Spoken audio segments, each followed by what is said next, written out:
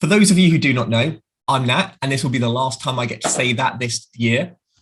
And I work at an organization called Exceptional Individuals. We support neurodiverse people flourish. Essentially, that's people who are dyslexic, dyspraxic, autistic, ADHD, and maybe some others. And we are going to be going into that today. Over the year, we've looked at the history of autism, the science of dyslexia, ADHD in pop culture. We've learned the differences between dyscalculia and dysgraphia.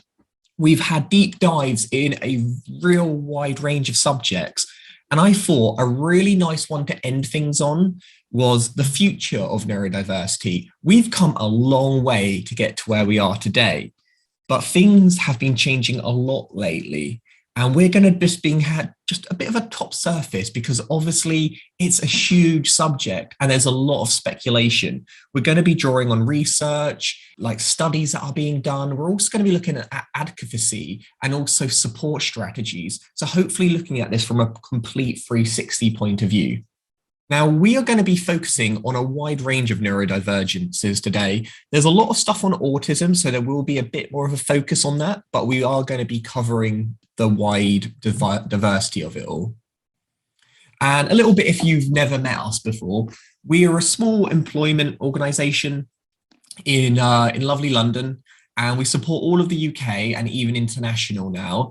And I think what makes us really special is 80% of our team is neurodiverse. So we're experts by experience. We live it every single day. And as such, we try to educate organizations, corporates to not just accept people for thinking different, but to utilize it. And as we go through today, hopefully you'll see that as a common theme. We also support individuals completely for free, and that's what makes us a social enterprise. It's one of the reasons we deliver these weekly webinars, to keep the discussion going and to make people feel hopefully part of a community. So as well as a lot of the time I do a lot of education, today I'm going to put some of the emphasis on you because the future is not yet written. So I'd love to get some of your opinions. So my first question I just want to ask is, what areas in the world of neurodiversity need more attention and can be improved or further developed? I am going to be pushing a lot of you today because these questions are a bit more thought-provoking than some of the ones we normally tackle. So already we've got all challenging stereotypes, definitely. Gender differences, I definitely agree on that one. A lot of our tests are still done from a male perspective. Dyslexia, diagnosing sooner than later, understanding how and why differ to societal norms and what we can do to support those that are neurodiverse. Epilepsy, dyspraxia, autism, employment and training staff, educating, social care, understanding on working with people, support those in employment, autism and treatments that work for it. That's an interesting one, and we will be going into that a bit later. Undiagnosed adults, everything, but also dysgraphia and dyscalculia as lesser known, definitely. Making sure schools do not fail pupils. So basically, everything. We all think there's so much that still needs to be learned. Neurodiversity as a term is still really new. It's only been around since the 90s, and I will touch upon that momentarily. But also autism as a thing, basically only 100 years old from when we've, understood it to its basic form today. It's obviously always been around, but we haven't really known about it for that long at all. Being able to live without assistance, forcing the government to have housing staff that diagnose, academics won't pay, people don't want no treatment, menopause and neurodiversity, that's a really good one. For me, I'm really interested in like epilepsy and autism because there's actually a really strong link between the two, but there isn't enough research. It actually can be, it's more prevalent in those with autism. And for instance, allergies and dyslexia are closely related. There's lots of things which are they correlation or are they causation? And truth is, we do not know. Yes, okay, we've got one there. The next question I'm going to ask you is there a particular area of neurodiversity research where you're excited and that we're seeing progress? So this one, maybe not all of you may be able to answer, but for those of you who are in the know, Is there any research, which you know what is exciting? Because we always talk about the things that aren't great, representation, but what about the things that are actually doing well? Is there any like great progress being made at the moment? General awareness seems to be ramping up. I definitely agree. Only 5 years ago when I joined Exceptional Individuals, I had to fight tooth and nail to encourage people to use the word neurodivergent. People just didn't know it. Now, it's almost a buzzword. People love the word. It's definitely moving. It used to be really difficult for people to get a meeting with anyone. Now they come to us. Autism diagnosing on women, absolutely. I still think there's an incredibly long way to go, but it's now on the agenda. We are doing research about burnout and neurodiversity in social workers. Nice. I like that. That's a really good one. Burnout is incredibly common, particularly those in ADHD, dyspraxia, actually the whole area. And that's just because of the amount of focus we put on different areas. It doesn't kind of correlate. Slowly realizing the benefits of neurodiversity in the corporate space. I agree. Before it was not even recognized, then it was a tick box exercise. And I do think now we are starting to see some, more like active adoption. I've got my theories. I think, in the UK, could it be Brexit related? Maybe. I think so, because we are noticing there's a shift in the way we work. One, we don't have as many workers as we used to, so we have to look with the pool within. And also, as the world becomes more automated, the type of jobs which we need humans to do, people who are neurodiverse tend to have that type of mind, which is more irreplaceable than a neurotypical mind. But feel free to disagree with me, because these are still ongoing areas. Diagnosis in older age, definitely. We don't really have that many different diagnostic techniques for different backgrounds. Excited about STEM, research on women, non-learning disabilities and ADHD are being discussed more professional development for teachers. I like that. I remember the teacher used to only get like 1 day of training in it, if that. Now there is far more of a focus. Moving away from the medical model, nice. Awareness of ADHD and ASD overlap. I'm researching service veterans, nice. Cambridge, Dr. Cohen, ASD, great research. In housing, people at LEA School, Greenwich, diagnosed early now. So essentially, there's a lot to be excited for. And that's also something I wanted to focus on today. I am not saying by any means it's going to be perfect, but there is still a lot to get excited about. Oh, Katie says, I totally agree about the ones with the corporate space. Well, yeah, obviously doing corporate work is our bread and butter, and I've definitely have noticed an increase in take up and adoption. One person again was lecturing Greenwich University, teaching on SEN annually. I know. Okay, brilliant. So now on to the future. The future is anything after this webinar. So what are the trends? What are we hoping for? And can we make any predictions? Oh, nice. Thanks. Dr. Roberts has sent us an interesting PDF. I'll definitely check that out. So let's start off with the past, because it's a good place to start. In 1998, Judy Singer coined the term neurodiversity. And this is important because 1998 really wasn't that long ago. Before then, neurodiversity didn't exist. But also, what we understand to be neurodiversity, the term has changed a lot already. Originally, it was to refer to autism. Then we realized neurodiversity meant just diversity of thought. Then we had words like neurodivergent, neurodiverse, and it's been changing a lot. The key question about why neurodiversity came to be was that, is autism a natural manifestation of human diversity or a condition to be cured?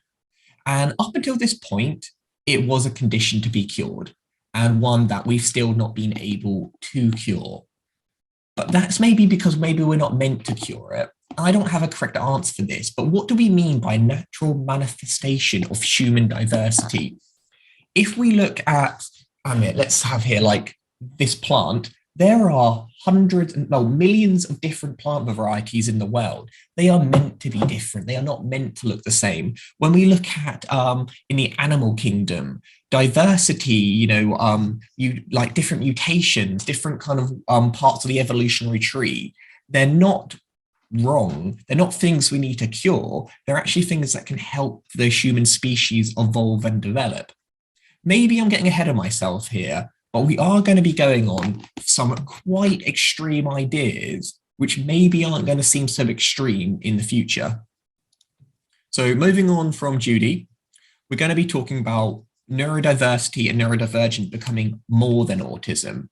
We're already at the stage now where we fully accept being neurodiverse isn't about being autistic. It's also dyslexic, dyspraxic, ADHD, or Asperger's, dyspraxia, dyscalculia. I've repeated myself, but all of those, we've kind of accepted now that those are what we mean when we refer to being neurodiverse. But where do we draw the line? This definition seems to be growing continuously. Like more and more people want to get a piece of that neurodivergent pie. And that is something which I think we're going to see a change in. So on this list, these are also considered neurodivergent by some people. I would love to know your opinion. So we've got bipolar, schizophrenia disorder, antisocial personality disorder, dissociative disorder, OCD, which is obsessive compulsive disorder, depression, Down syndrome. And this is meant to be controversial, okay? And I'm not advocating for either way, but the fact is we've opened the floodgates now, and maybe that's not a bad thing. Lee says technically everything / everyone is neurodivergent. Yes, Lee, you're right there. But when we're talking about, the movement, the individuals, I guess we do have to have like some sort of parameters. And if we're saying, dyslexia is and dyspraxia, what makes that different from bipolar or OCD or even Down syndrome? So I suppose what I think is going to be happening is we're going to be questioning not just what it means to be neurodiverse, but also what does it mean to be disabled? Because people who are autistic are disabled, but they're also neurodivergent. And they get to choose that label, which one most fits them, depending on the situation, the circumstances, where they are in their own space. But for instance, those with personality disorder, do they get that choice? Should they get that choice? And I can see some of you put like Down syndrome. Now, Down syndrome's an interesting one because normally when we talk about the definition of neurodiversity, we talk about it from a strength-based approach. Yes, we appreciate there's challenges, but we also appreciate that there's strengths and advantages to be had. Now, is there advantages to being depressed or having schizophrenia or bipolar? Well, I think you could argue yes, but I think it's also very fair to say these are more severe challenges in some spaces. They're also more closely aligned to mental health conditions, something which the neurodiverse community has been very keen to distance itself from. We appreciate that you're more likely to have mental health issues if you're neurodiverse because life is difficult and the struggle does wear down on you. But we've also been very keen to say it is not the same thing. So I'm curious to know your thoughts and opinions, to be honest. So TL says, technically, everyone and everything is neurodiverse, whereas neurodivergent refer to the niches. Yeah. So diving a bit deeper into this. Yes, and Dr. Roberts says anxiety disorder is often a comorbidity with ND. And that's completely right. What we mean about comorbidity is also could be said co-occurring. It's that having one, you're very likely to have the other. So they kind of go hand in hand, but they're not the same thing. And depression doesn't have to be permanent, whereas autism, etc. is. That's true, Maya. Doesn't have to be permanent, but it definitely can be permanent to some people. And when we look at, for instance, neurodivergence is lifelong, but how it affects you doesn't always affect you consistently throughout your life. Sometimes you might be able to function completely fine in day-to-day society, whereas depression might affect you a lot longer. So it's interesting to know.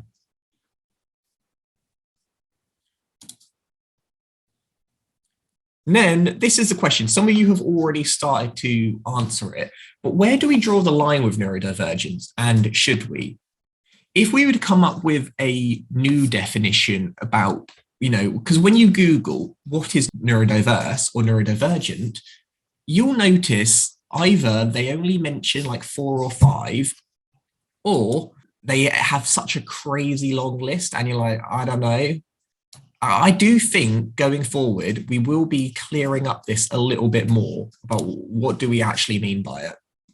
So I'd love to know if any of you have any thoughts or opinions on where do we draw the line, and should other disabilities be reconsidered as just cognitive variations of the human mind? Or is it right that some things are inherently a disorder or a disease or a dysfunction to the brain? We haven't exploited it enough to be ready to draw the line. I think that's a very fair answer.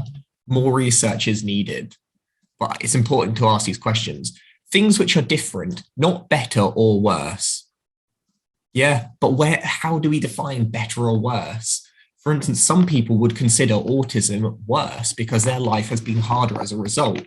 OCD, I would say, because I have it, 9 times out of 10, I think it's not great. There are a few occasions where it has been beneficial. I think there should be a line where to be confirmed, because there needs to be parameters for support. Exactly. And I'm not a big fan on labels, but labels are useful because they at least give you like, okay, so if you fall into this category, this type of support could be quite beneficial to you. Obviously, in an ideal world, it'd be one-to-one personal, but feasibly, we're not quite there yet. There has to be some line or the term is meaningless. Really true. If there's no line, is there even a movement? Condition prominence. Neurodiverse is different to mental health disorders, but could also include those with educational disabilities.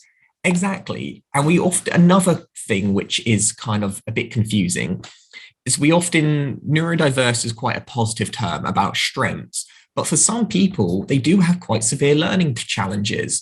And these kind of like secret superhero abilities, which employers are really after, these individuals wouldn't kind of fit in that box.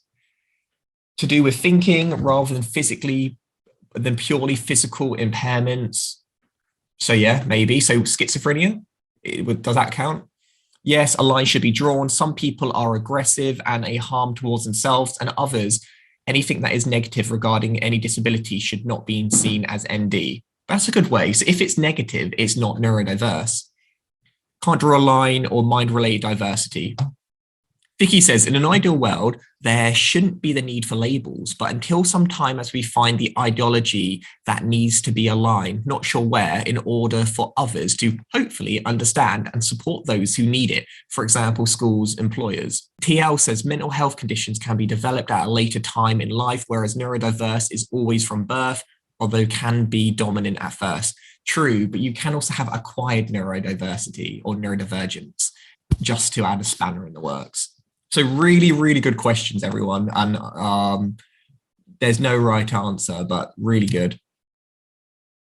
Now, one quote from Dr. Thomas Armstrong, which I think is, hence dominant, which I think is really quite a good way of explaining it, is neurodiversity includes an exploration of what has thus far been considered mental disorders or neurological origins, but that may instead represent alternative forms of human difference. So what do we actually mean by this, or what does Thomas mean by this? Well, for a long time, if someone was more different to the norm, we assumed there was something wrong with them. But maybe, just maybe, being different was always part of the grand plan. It was always meant to help, humans evolve in different areas and adapt. We do not look at different varieties of plants or animals and think, oh, they're wrong. We see them as, adapting to the surroundings, adding that diversity of thought, and I think, that is the way we're hopefully heading for neurodiversity. And is neurodiverse is always a better term than weird or eccentric? Possibly. For me, it is. But as we know, words can so quickly change meanings.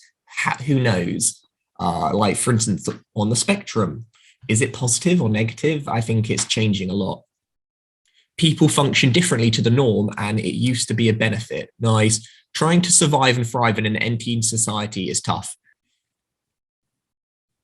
So my next thing is when it comes to advocacy. So we talked about whatever, we need parameters at the moment in order to get recognition. But what are the things that are most important? And this is a common theme we're going to be going on about because, yes, maybe some of you attended today thinking we'd be very research focused, maybe in terms of liking cures or different medical or treatment. And though controversially, that is still part of the discussion, most people will find that isn't the thing we want to focus on. Listen to the autistics, listen to people who are on the front line. So just having a really quick ganders, most of you have says honor authentic forms of human diversity. So cool, you're different. That's great. That's about being human. I like that. And also it's the easiest one. We don't have to do anything. We got being rather than treatment. Great. I'm not saying we shouldn't do any research, but the amount of energy we put should be on about people right now rather than like curing the future. It's, we're trying to make someone fit into a model which they do not fit in. Is that what we need to cure, or do we need to cure ourselves first? I don't know. Personally, I'd rather just have a better life, support me now. Self-expression, be yourself, not conforming to a clinical idea.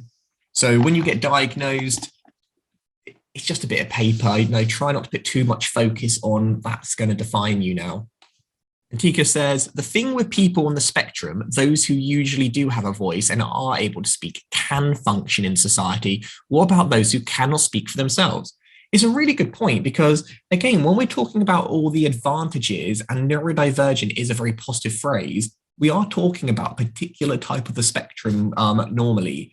Are they meant to be separated? We originally had autism, classic autism, Asperger's, high functioning, low functioning. And then we're like, let's just combine it to ASD because it's better all around. Could that change again? Could we have could it be split up? Should it be? Is it better how it is? Okay, next one is why might neurodivergent be a more controversial word in the future? So we're talking a lot about terminology, and do have a think about this one. Do you like the word neurodivergent? We talked about how words change meaning over time.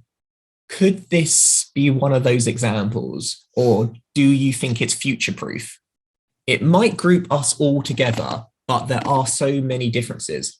It's true. When people ask me like, so how do I support someone who's neurodiverse? How are you meant to answer that? Because it's an umbrella term, but what under that umbrella is, it's different from night and day sometimes. It may be taken out of context and may be used as an excuse. It's possible. Again, I never think when it comes to things like people using stuff as an excuse, I always think it's the minority with the big voice than the majority, but still worth considering. It could be compared to being neurotypical. Exactly. Well, what makes someone neurodiverse and neurotypical? Like, if we talk about things being a spectrum, is it like one person is just enough to be typical and one person is just about enough being neurodiverse? That line, is it fine, or is it very easy to spot the difference? Maybe used as an excuse for misbehavior. It could mean many things as more conditions are discovered. Exactly. Maybe we realize that it isn't dyslexic or dyspraxic. Maybe there's lots of different things in between. I think currently it has positive connotations, but that might change completely. Words like, and apologies for this language, but the word like retardation. Ooh, we hate that word. That sounds horrifically bad. Used to be okay. Or autistic or spastic. Or like, honestly, I feel awful saying those words. But these are words that at one point in time wasn't considered with such intensity and kind of vulgar as we do today. Who knows where language is going to go? And I think that because it is changing so rapidly at the moment, people get quite confused. Is it people with autism? Is it autistic people? Is it personal preference? Yes, it's nice to have that ambiguity and those like pick whatever suits you best, but it can also make it very difficult and alienate others from trying to learn and get in on the conversation. It might be misused, become negative because complement support or in the workplace. In an ideal world, everyone should be accepted for who they are. Using a label makes someone stand out when they may not want to completely. Is it too close to neurotypical? I have heard so many people say I am divergent too, just because they're quirky. Who are you to say they're not? I mean, I don't know. It's a really difficult question. It could be used to group all types of conditions as an excuse to not explore them individually. Yeah, no, exactly. I think, like one of you mentioned earlier about there's not much research on dysgraphia and dyscalculia. Maybe that's because they just group them together and they think, oh, it's just part of dyslexia. And we know it's not. TL says, retardation is still technically a formal term, but never accurately relates to a learning differences. I know it's still used in some situations, but typically we avoid it. The term, April says, the term neurotypical doesn't have as much diversity as neurodiversity, i.e. neurotypical refers to one individual, whereas neurodiversity covers autism, dyslexia. Yeah, I think we all have different understandings of it as well. My understanding is neurodiversity covers everything, and neurodivergent is a particular set of characteristics that come under the umbrella, but each their own. Tough for teachers to ideal with a student will and have used it against teachers. Yeah, it can be used against teachers as well. So, wow, really controversial today, but I'm really appreciating the engagement. Okay, now with this in mind, we've talked about the future of our modern label, neurodiverse. What about our classic ones like autistic? Are labels like autistic and neurodivergent still important? We've moved away from negative language, like, unfortunately, there is negativity attached to words like autism because people have a preconceived idea of what they think it means. And if you disagree with me, think about the term low functioning or high functioning. We used to use them a lot. We no longer do because we've changed the way we see those words. Is it still okay to call someone autistic, or is it better just to give them, you think differently, neurodiverse? Someone says, I think they can be helpful when knowing how to best support or advise someone. I think that's good too. But with the whole ASD diagnosis, it's so broad. In the old days when you had classic autism, Asperger's, it was easier to know what type of support someone needed. This is why I believe a lot of people still resonate with those more narrower terms, even though they're not used officially anymore. I like the word autistic, yes, but education needs them around the terms. It helps having a term to raise awareness. Some labels, e.g. autism, help people to understand. These terms are important in education. Inclusive education needs to know, helpful for supporting them and deriving policies with a council. If you call someone autistic as a bad thing, a new words label won't change the way you think. True. I think a lot of people, most of us have the same idea here that though we appreciate the words can be used in a negative way, ultimately we need something to go on.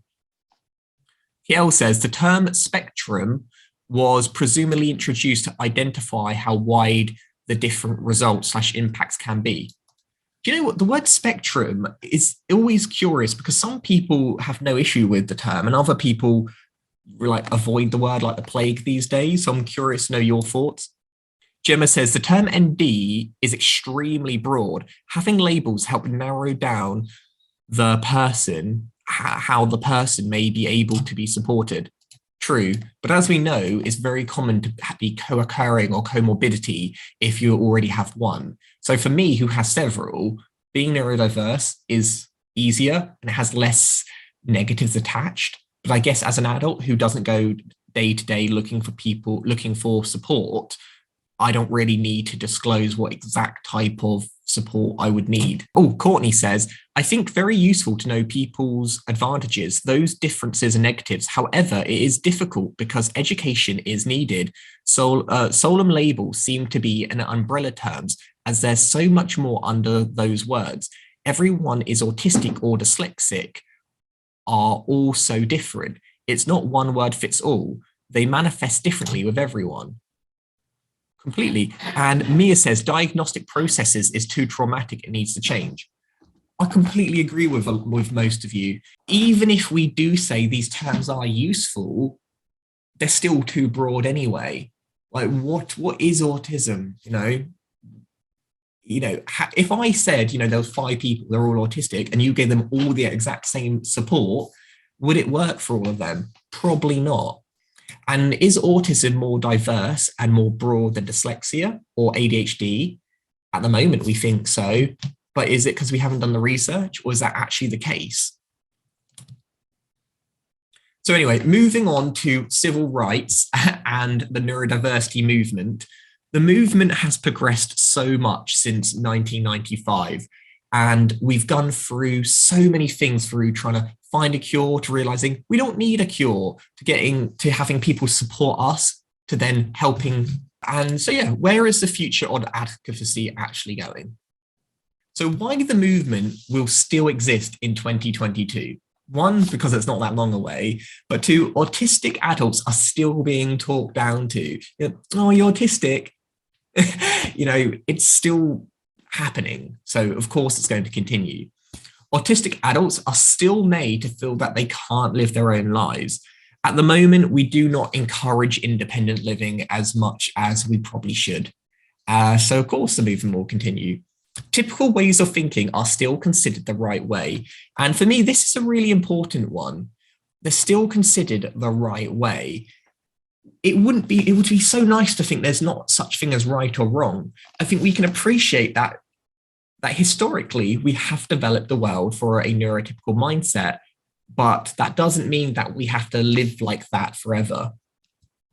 We still diagnose people for the convenience of others. This is also really important. Ask yourself the previous question, why are labels still important? And a lot of you mentioned how it helps get support in different institutions. Well, yes, I do see the goodness in that, but ultimately, isn't that for the convenience of you? What good does it do me? Sometimes it can lower our self-esteem. It can add more questions. It can make us feel like we're put in a box. I think the difficultiness with some of these is there isn't a right or wrong answer.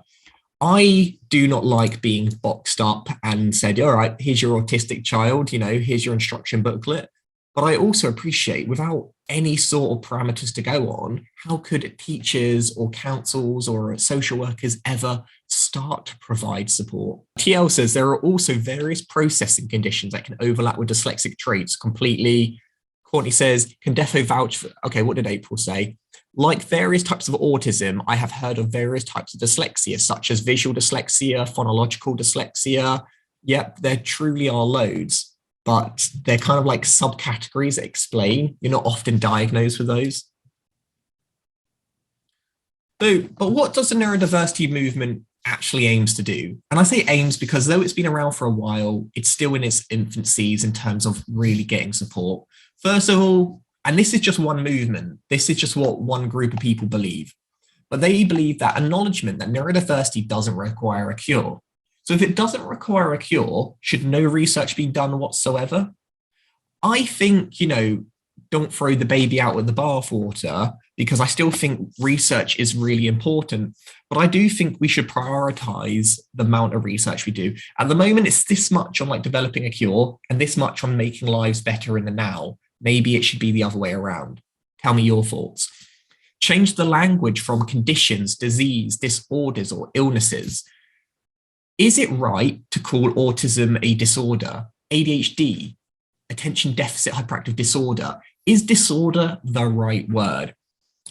I do not like the word, but I use the word because it is the official word. Some people use the word condition. Other people hate the word condition. Great. We don't like the word. What is a better word to use? Or actually, is there benefit in it still being officially a disability? Because then under the Equality Act, in the UK at least, you are technically covered. If we got rid of those labels, which a lot of us do not like, does that mean we will not be entitled to the same support? A broadening understanding of healthy/independence, great. Acknowledgement of new types of autonomy. So is there a different way of what we could consider normal and independent living? And giving non-neurotypical individuals more control over their treatment if needed.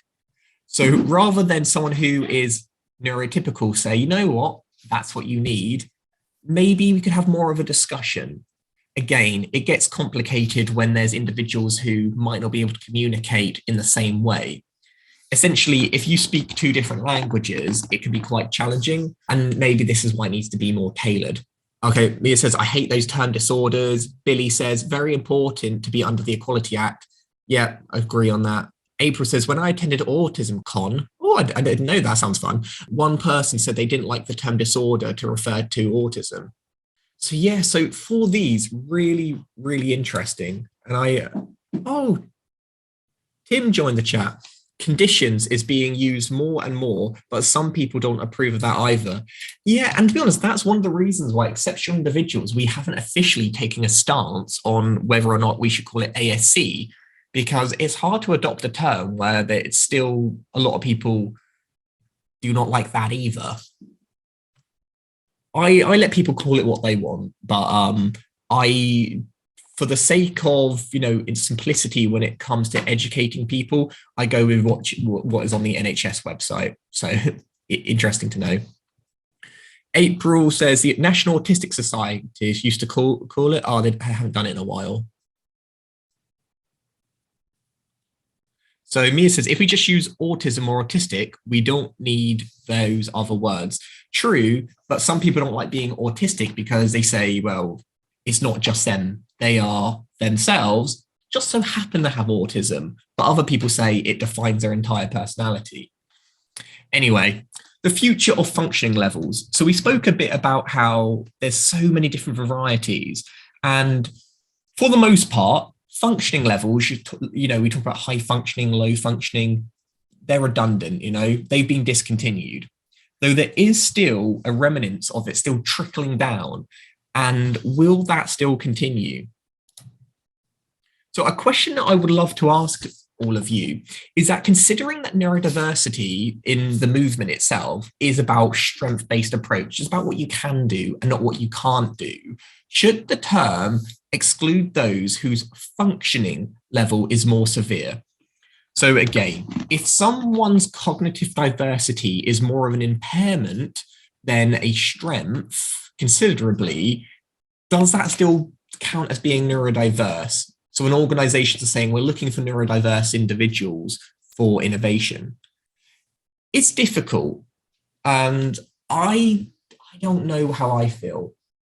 I don't want to exclude anyone, because who are we to say, who's able and who's not? But it's also important not to put unfair expectations. I'm sure all of you who are neurodiverse at one point in another say, oh, cool, what's your secret ability? I'm not like an X-Man. I don't I have laser vision. Some of us do have exceptional talents, but so do neurotypical people.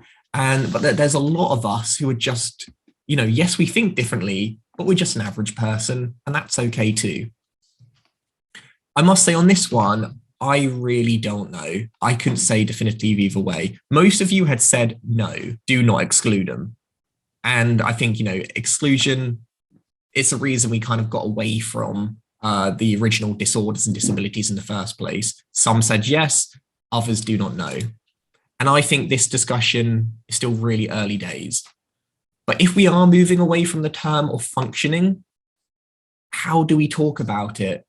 Do we say this person's needs are greater or more severe or more prevalent?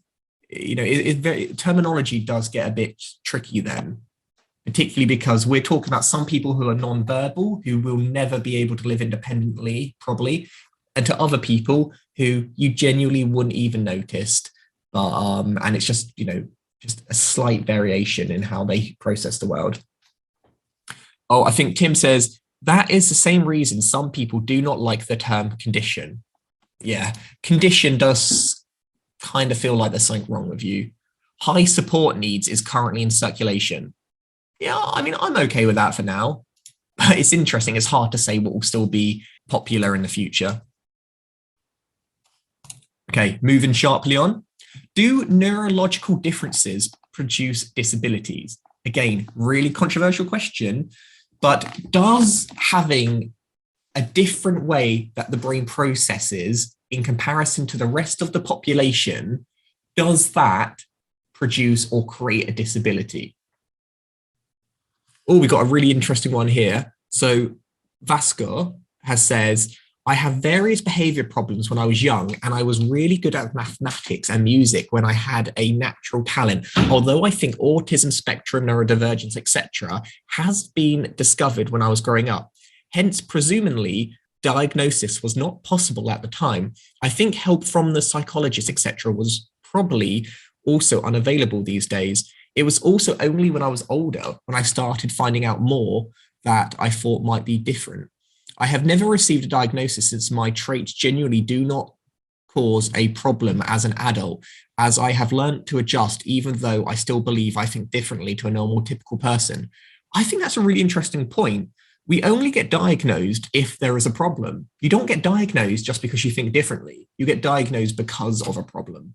But that problem doesn't have to be inherently, it could just be societal. And what we've got, Elaine says, what level of functioning are we talking about? Again, someone has to draw the line. Who is above functioning? Who is not?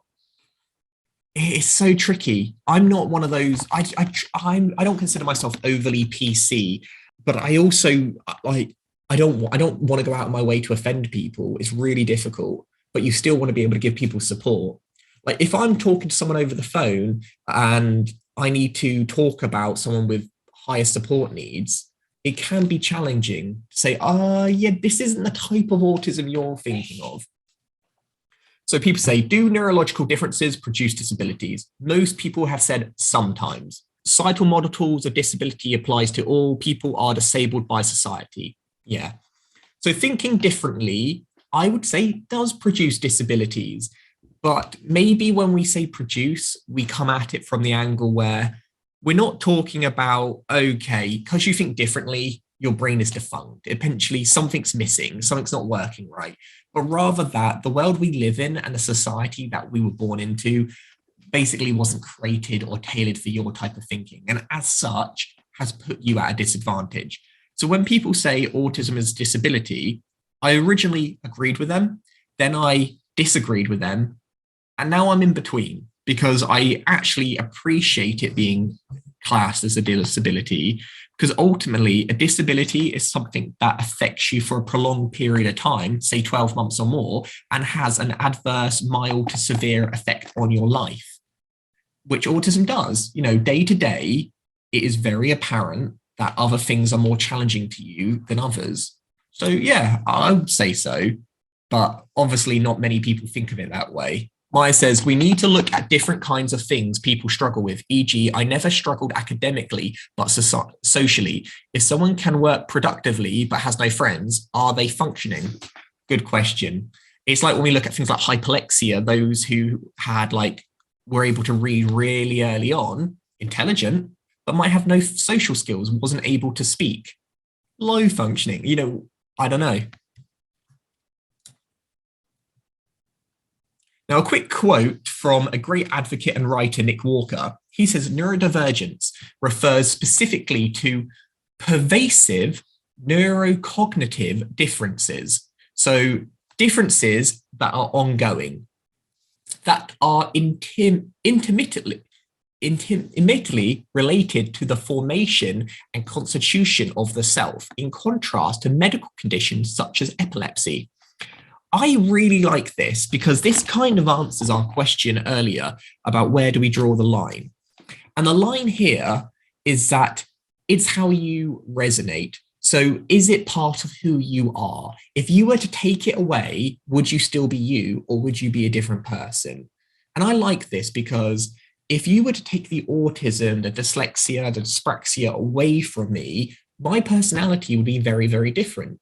However, if you took the OCD away, the epilepsy, I probably would be better off. So that's how I see it. And this does come, I think there are some certain consensuses, there's certain agreements where we agree we'd be better off with cancer. Not many people would want cancer. But when it comes to things like dyslexia, which very different, by the way, some people would say, you know what? Yes, it's difficult, but I wouldn't change it for the world. So Gemma says they wouldn't be functioning if their well-being is negatively affected. We need to look at what the term of having no friends do the mental state of a specific person. Is it negative or not? Basil, nice to have you, Basil. Neurodiversity is difference, which may cause problems or are perceived to cause problems with comorbidity of mental health problems. Really, really good answers, everyone. There's a growing objection to the word neurotypical. So we often talk about neurodiverse being discriminated against. What about the typicals? The NTs of the world. And this is because, no one wants to be called typical. Just like no one wants to be low functioning, does anyone want to feel like they don't have any individuality? So as here you can see, okay, autistic, neurodiverse is a bit bigger. Then you've got like non-autistic, but still, something else going on, and then typical. Is there something inherently wrong with calling someone neurotypical? Are we just doing the same to what they did to us, othering them? So my question now is, should neurotypical be considered diversity as well? Yes, no, maybe. Mia says, I agree it is to do with well-being. For me, as I think a lot of autistic people, it hasn't stopped me performing, but at what cost? Basil says, it is neurodiversity with social, class, race, religion. Yep. And Judy Singer also agrees with that point of view, that she thinks it is one of those protected characteristics that also goes under race, religion. So interestingly, should neurotypical be considered diversity as well? Yes, no. Yes, well, I'm kind of easing towards yes, because ultimately we all think different. Just some ways of thinking are more closely aligned and are more catered for in day-to-day life. I don't think, it wouldn't. But by grouping them together, does it kind of devalue the term when it comes to hiring new people? Like, well, all our people are white old men, but they're all diverse up there, so we can get away with it. Interesting. Okay, so a quick breakdown on how I explain neurodiversity to people. Neuro means brain, neurological pathways on how the brain communicates. Diversity means a variety of ways. So how our brain connects the dots is different. And as such, we may get the same outcome, but the way we get that outcome can be quite different and hold really interesting secrets.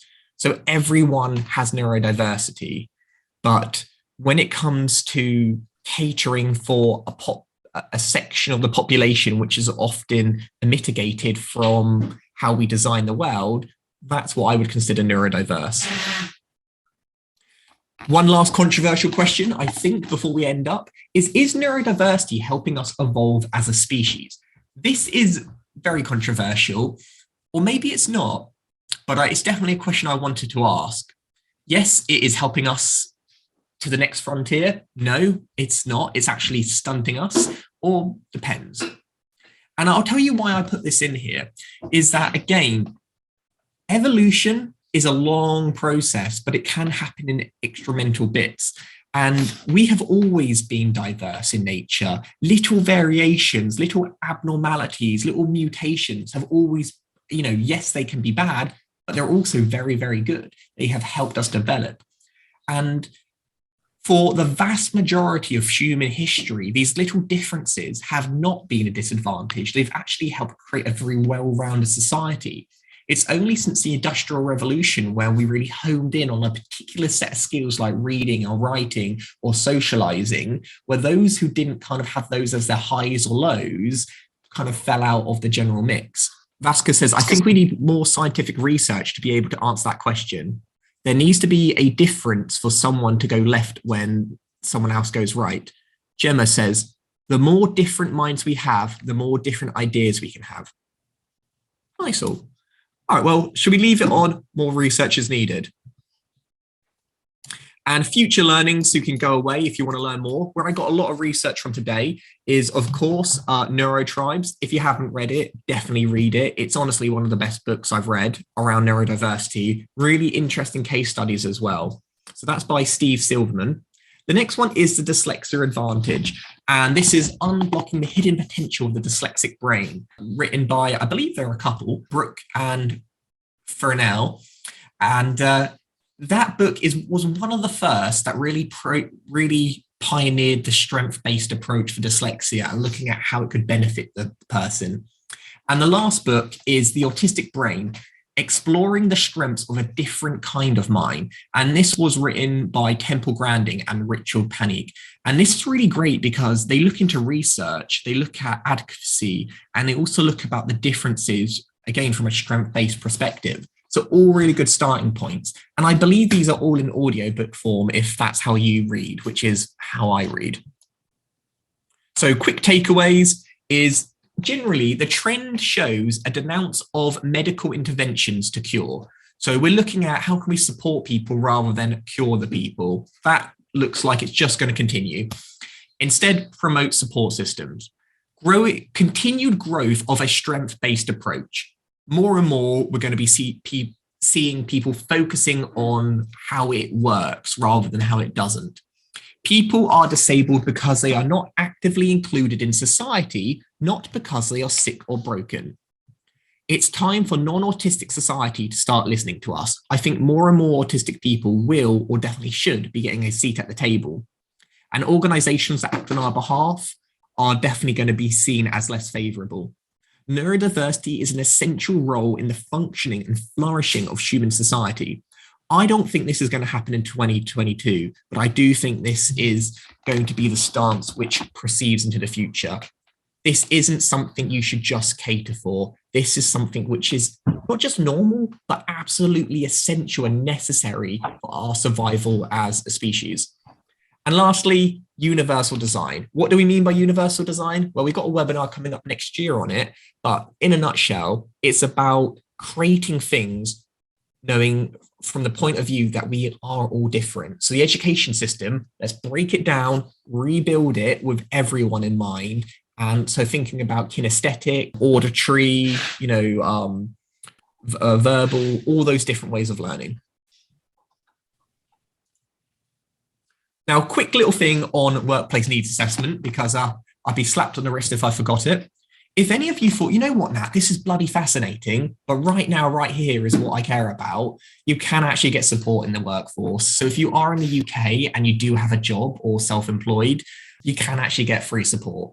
So all I would say is get in contact with exceptional individuals. And it's one of the things we do day to day. We have assessments, we listen to you, and we give you a report. But unlike traditional reports, we come from a very strength-based. So if you're bored and tired of looking back at your assessment and thinking, this is depressing, we'll redo it in a different way, which comes across uplifting, positive, and talks about where you would succeed and also where we can support you in, rather than just looking at all the Debbie Downers. And one thing I've also been told to mention is that formal proof is not needed.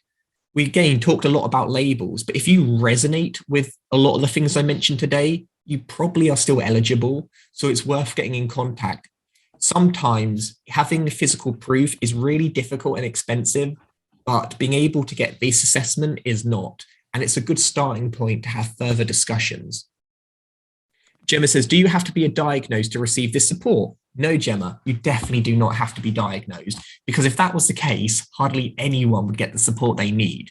There is massive discrimination and bias when it comes to the type of people who are diagnosed. So imagine you're a woman from a minority background. You're probably not going to have official proof, but you would still benefit.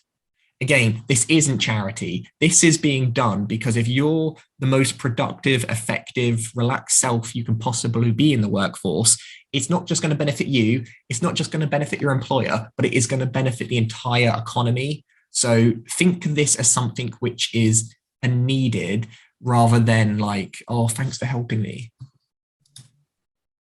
But if any of you have any final statements or questions, now would be a great time to say them.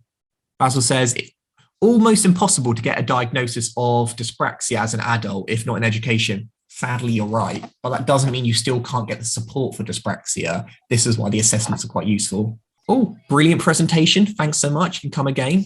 And here's our details if you want to get in touch, discuss this more, look for support, or anything in between. Just go to exceptionalindividuals.com or drop us an email at admin@accept.co.uk. That was a lot, and it was one of the most passionate ones I think we've done. So I really appreciate you all attending. But yeah, that's it for today. So thank you very, very much. Can I just ask, I did put in the chat, I know you said there's 2 different categories for neurodiverse people and for professionals, but what if you're both? Like, how do you work this?